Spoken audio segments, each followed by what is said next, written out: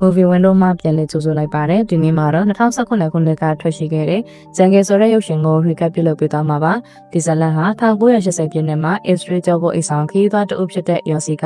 Amazon မိုးသက်တော်ရဲ့လှုပ်ဝက်စံချိန်မှုတွေကိုစူးစမ်းဖို့ဆုံးဖြတ်ခဲ့ရာကနေစတင်ခဲ့ပါတယ်ခီးစဉ်စတင်ချိန်မှာ Yossi ဟာ Bolivia နိုင်ငံကိုရောက်ရှိလာပြီးဆွစ်ဇာလန်ကျောင်းဆရာ Marcus နဲ့တည်ကျွမ်းခင်မင်သွားပါတယ်မြို့ရင်းလက်ပံနေတော့မှ Marcus ဟာ Yossi ကိုတငယ်ချင်းဟောင်း Kevin နဲ့မိတ်ဆက်ပေးပါတယ်ဒီနေ့မှာတော့ Yossi ဟာမြို့ရဲလက်ဆောက်သွားရင်လမ်းပြ Car Rebrandar နဲ့တွေ့ဆုံခဲ့ပါတယ်။ခါကသူ့ကို Toromonas လို့ခေါ်တဲ့ရှေးအောင်မြို့နယ်စုတစုအကြောင်းပြောပြပြီး Amazon တော်ရဲ့မဆူဆိုင်ရသေးတဲ့နေရာတွေကိုအတူသားဖို့တိုက်တွန်းပါတယ်။ဒီကြောင့်ကိုစိတ်လှုပ်ရှားသွားတဲ့ Yossi ဟာအခန်းကိုပြန်ပြီးတငယ်ချင်းတွေကိုဖျောက်ပြီးမယ်။သူတို့ကတော့သစိမ်းတယောက်ကိုမယုံကြည်ကြပါဘူး။ဒါပေမဲ့ Yossi ကသူတို့ကိုခါနဲ့တွေ့ပေးခဲ့ပါတယ်။ခါကခီးစဉ်အကြောင်းကောင်းတဲ့နေပြီးကြသလိုKevin ကိုလည်း National Geographic Magazine မှာပါဝင်နောက်တဲ့အံ့ဩစရာဓာတ်ပုံတွေရိုက်ခွင့်ရမယ်လို့ပြောပြီးဆွဲဆောင်နိုင်ခဲ့ပါတယ်။သူတို့အဖွဲ့ဟာခီးစဉ်အတွက်လိုအပ်တာတွေစုဆောင်းကြပါတယ်။ဒါပေမဲ့ခါကသူ့အတွက်ပါသူတို့ကငွေစိုက်ပေးဖို့တောင်းဆိုတဲ့အခါသူတို့အံ့ဩသွားကြပါတယ်။အဲ့တွေထုံနေတော့မှ Yossi ကသူ့ဦးလေးပေးထားတဲ့တရားရေးစာအုပ်အကြောင်းငွေကျွန်းတွေကိုပြပြပါတယ်။ဒီစာအုပ်ကခီးလမ်းမှာကြုံရမယ့်အခက်အခဲတွေကနေကောက်ွယ်ပေးလိမ့်မယ်လို့ယုံကြည်နေတာပါ။နိုဝင်ဘာလမှာသူတို့အဖွဲ့ဟာအပိုလိုမြို့ကိုလေယာဉ်နဲ့သွားပြီး Amazon တောတွေကိုတရားဝင်စတင်ဝင်ရောက်ခဲ့ကြပါတယ်။တောနက်ထဲကိုလမ်းကြခေါ်သွားရင်ခါကတော်တဲ့မျိုးနယ်စုတွေဟာကြောက်ခင်မှနေထိုင်နေသလိုထင်ရပေမဲ့တကယ်တော့ခေတ်သစ်လူသားတွေထက်အများကြီးတာလွန်တယ်လို့သူ့အမြင်တွေကိုမျှဝေသွားတယ်။မူရတော့မယ်ဆိုတာကိုလည်းမှန်ကန်စွာခံမှန်းနိုင်ခဲ့ပြီးသူဟာတောအကြောင်းကုန်တည်ရလို့ကြောက်ရခဲ့ပါတယ်။ခရီးဆက်ရင်ခါကိုမျက်ခြေပြတ်သွားလို့မာကတ်ကဆိုရင်ခဲ့ပေမဲ့မကြခင်မှာပဲမြေကန်နာကလူမျိုးအခြေချမှုတစ်ခုမှပြန်တွေ့ခဲ့ကြပါတယ်။အာဆီယာမရွာကိုရောက်တဲ့အခါရွာသားတွေကခါကိုနျူထရီစွာကြိုဆိုကြပါတယ်။သူတို့အဖွဲ့ဟာအဲ့ဒီမှာခက်တာနာခိုရင်ဒေသခံတွေနဲ့ရင်းနှီးစွာနေထိုင်ခဲ့ကြပါတယ်။ရန်နဲ့ငယ်ကြားမှာခရီးဆက်ကြပါတယ်။မြစ်ထဲကရွှေချေရတွေနဲ့လက်ပြအောင်ကြီးတွေအပါအဝင်အမေဇုံရဲ့အလှတရားတွေကိုတွေ့ခဲ့ရပါတယ်။တောက်ထဲရောက်တဲ့အခါခါကမြောက်တကောင်ကိုပြတ်တက်ပြီးကင်ကကျွေးပါတယ်။ Kevin နဲ့ Yossi ကမချိမဆန်စားကြည့်ပေမဲ့ Marcus ကတော့လုံးဝညှဉ်းဆန်ပါတယ်။အဲဒီနောက်ပိုင်း Marcus အတွက်ခီးစဉ်ကပိုဆိုလာပါတယ်။သူ့ရဲ့ခြေထောက်တွေပြင်းပြင်းထန်ထန်တရားရတာလို့တခြားသူတွေနဲ့အမိလိုက်ဖို့ခက်ခဲလာပါတယ်။ခါကရှေးဦးသူနာပြုစုပေးပေမဲ့တိတ်တော့ထူးမခြားနာပါဘူး။မာကတ်ကတငယ်ချင်းတွေသူ့အပေါ်အေးဆက်လာတာကိုသတိထားမိပြီးဝင်လုံးဝင်ဖို့ဖြစ်စေလို့တောင်းပန်ပါတယ်။Yossiကတော့ဘာမှမပြောင်းလဲပဲခီးဆိုင်ပေးမယ်လို့နှစ်သိမ့်ပေမဲ့မာကတ်ကတော့စိတ်သက်သာပြီးတညာလုံးငိုနေခဲ့ပါတယ်။နောက်တစ်နေ့မှာ Kevin နဲ့ Yossi တို့ကခါနဲ့တိုင်ပင်ကြပါတယ်။လောကမျိုးနဲ့စူစီရောက်ဖို့3ရက်4ရက်လောက်လို့သေးတာကြောင့် Yossi ကရွာကိုပြန်ပြီးဖောင်းဆောက်ပြီးခီးဆက်ဖို့အကြံပေးပါတယ်။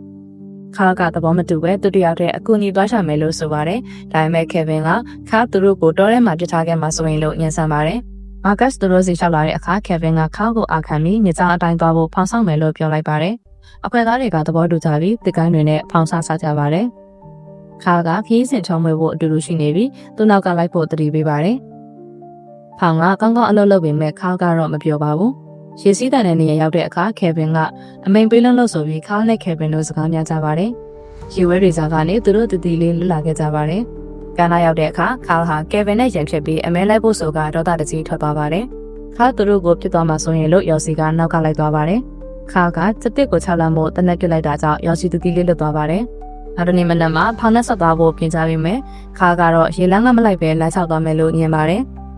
Kevin က Yossi ကိုဖောင်းနဲ့သွားတာကပိုလဲပြီးတတောင်းတတာရှိလို့ဖောင်းနဲ့ပဲသွားစင်တယ်လို့ပြောပါတယ်။ Yossi ကသဘောတူပေမဲ့ Marcus ရဲ့စိတ်အခြေအနေကြောင့်ပြဿနာတက်မှာဆိုလို့သူ့ကိုခေါ်မသွားချင်ကြပါဘူး။ဖောင်းနဲ့ဆက်သွားမယ်အကြောင်းပြောတဲ့အခါ Marcus ကလိုက်ချင်ပေမဲ့သူ့ကိုခါနဲ့အတူလိုက်သွားဖို့ခါကတောထဲကနေအများဆုံးခေါ်ထုတ်ပေးလိုက်မယ်လို့ဖြောင်းဖြကြပါတယ်။ခါကသူတို့ကိုရေစီးတန်တာတတိထားဖို့နဲ့ရှုံမြောင်နဲ့မဝင်ဖို့တတိပေးပါတယ်။စားစရာအလုံးလောက်ပေးပြီးအဖွဲ့နှစ်ဖွဲ့ဟာလမ်းခွဲခဲ့ကြပါတယ်။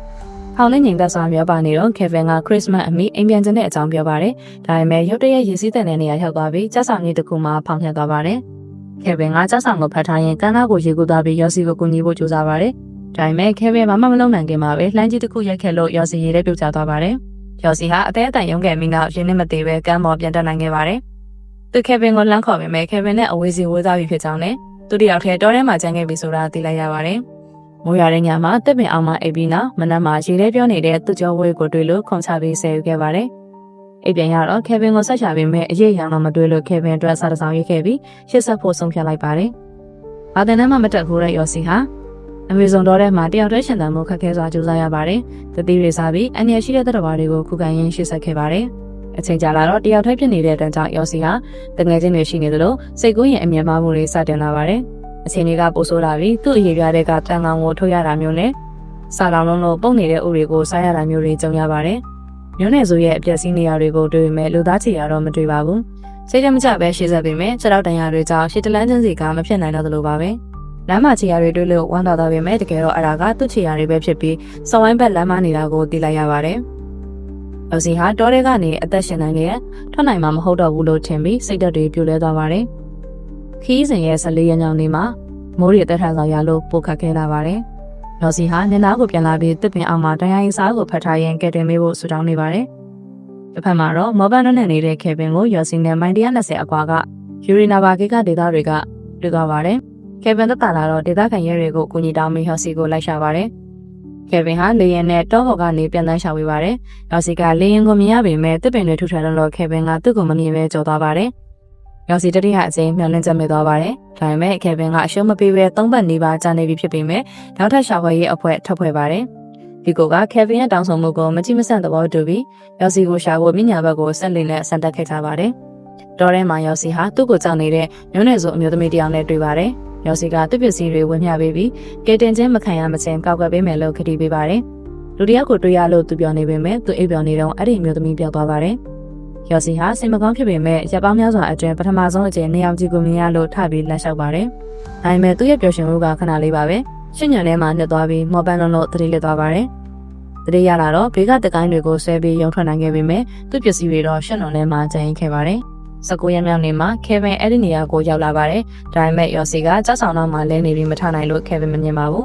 ။ကေဗင်ကမျှလင်းချက်မဲ့ပြီးပြန်လဲဖို့ပြင်ပါတယ်။အဲ့ဒီအချိန်မှာသတိတချက်ရလာတဲ့ရော်စီကဆက်လက်အတန်ကိုကြားပြီးရှိသမျှအားအကုန်လုံးကထိုက်ရလိုက်ပါတယ်။ကံကောင်းစွာနဲ့ဆက်လက်ထွက်မသွားခင်ကေဗင်ကမြင်သွားပြီးသူ့တငယ်ချင်းကိုပြေကေကအနီးနားကရွာကိုခေါ်သွားနိုင်ခဲ့ပါတယ်။စသိမ်းပိုင်းမှာတော့ကေဗင်ဟာမာကတ်နဲ့ခါကိုရှာဖို့ကြိုးစားခဲ့ပေမဲ့သူတို့ကိုဘရော့မှထပ်မတွေ့ရတော့ဘူးလို့ဆိုပါတယ်။ခါဟာအာနာပိုင်တွေအလိုရှိနေတဲ့သူဖြစ်သလိုသူပြောခဲ့တဲ့လှုပ်ဝက်မျိုးနယ်ဆိုတာကလည်းအလိညာတွေပဲဖြစ်နေပါတယ်။ကေဗင်ကတော့သူ့ရဲ့စွမ်းစားမှုနဲ့တပ်ပုံပညာကိုဆက်လက်လုပ်ကိုင်ရင်အက်စထရိမ်မှာမိသားစုနဲ့အခြေချနေထိုင်ပါတယ်။ရော်စီကတော့အမေဇွန်တော်ကိုပဲပြန်သွားပြီးတသလုံးအဲ့ဒီမှာပဲအင်ကီဟာအဖြစ်နေထိုင်ခဲ့ပါတယ်။သူ့ရဲ့ကြိုးစားမှုကြောင့်ဒေသခံတွေကတဘာဝအခြေပြုတဲခိုဆောင်ဆောင်နိုင်ခဲ့ပြီးဒေသတစ်ခုလုံးကိုပြောင်းလဲစေခဲ့ပါတယ်။ကဲဒီစကားလေးရဲ့ဆန်နန်းပြန်လည်ပြပြချက်ကတော့ဒီမှာနေပြီးဆုံးပါပြီ။ဒီ recap ဗီဒီယိုလေးကိုသဘောကျတယ်ဆိုရင် like ပေးခဲ့ဖို့နဲ့ကျွန်တော်တို့ရဲ့ channel ကို subscribe လုပ်ထားဖို့မင်းနဲ့အောင်နော်။နောက်ထပ်ဗီဒီယိုတွေမှာပြန်တွေ့ကြပါမယ်။အားလုံးပဲတာယာတဲ့နေ့လေးဖြစ်ပါစေနော်။